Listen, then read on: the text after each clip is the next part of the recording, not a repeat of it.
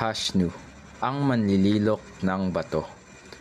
Sa isang malayong lalawigan sa Jiangsu, sa bayan ng Nanjing sa China, ay naninirahan si Hashnu, isang manlililok ng bato. Ginagawa niya ang pag-ukit ng bato sa matagal na panahon. Ang trabahong ito ay halos araw-araw niyang ginagawa sa ilalim ng matinding sikat ng araw. Mapapansing buong tiyaga niyang ginagampanan ang kanyang gawain. Ngunit isang araw ay nasambit niya sa sarili. Naku, pagal na ang aking katawan sa kahuhugis ng matitigas na bato. Sana ay mabuhay na lamang ang tao na hindi nahihirapang magtrabaho para hindi na magdala ng pait at maso rito araw-araw. Uupo na lamang ako at magpapahinga. Hindi ko na kailangan magdala ng maso paroot parito araw-araw sa kalsada. Tila nagdilang anghel naman si Hashnu sa kanyang sinabi. Parang isang panaginip ang naganap sa kanyang buhay. Nang nagkakagulo ang mga tao sa daang malapit sa kanyang inuukit, ay nakita niyang naroon pala ang hari. Napansin niya kaagad sa dakong kanan ang mga sundalong ayos na ayos ang pananamit at may sandata na handang sumunod sa ipag-uutos ng hari. Sa kaliwa naman ay nakita niya ang mga tagasunod nitong gumagawa ng paraan para lamang mautusan ng hari. Habang nakatingin si Hashnu, nag-isip siyang maganda pa lang maging isang hari at magkaroon ng mga alalay na sundalo at mga tagasunod na nag-uunahan para mautusan. Agad may narinig siyang tinig. Magiging hari ka. Isang himala. Naging ganap na hari si Hashnu. Maligayang maligaya si Hashnu.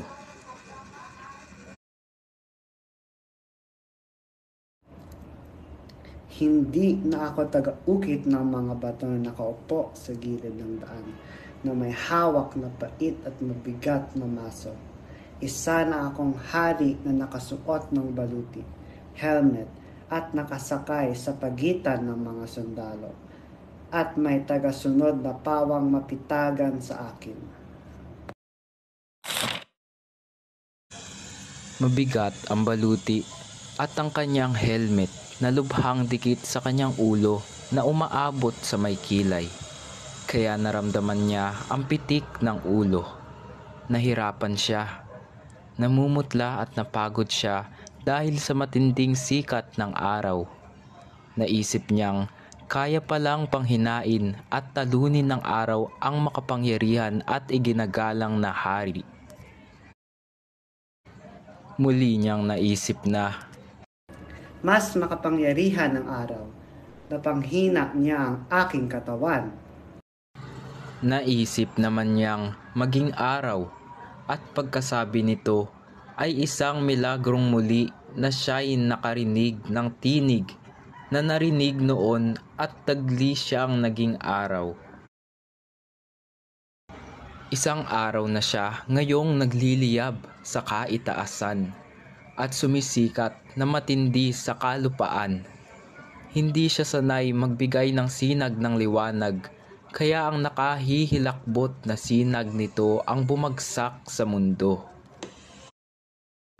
Kaya ang mga nabubuhay sa mundo ay nangatuyo.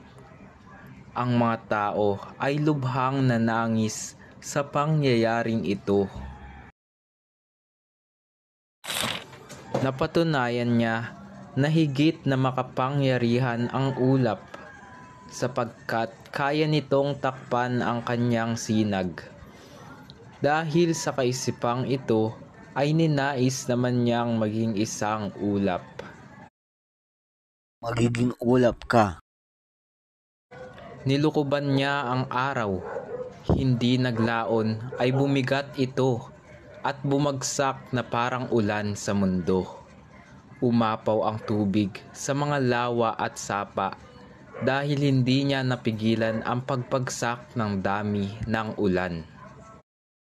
Ang matinding ulan ang naging sanhi naman ng pagkamatay ng mga halaman at iba pang nabubuhay sa daigdig. Maging malakas na hangin ang naging sanhi ng pagkabuwal at pagkabunot ng mga puno. Nawala ang mga tahanan at ang mga naninirahan dito.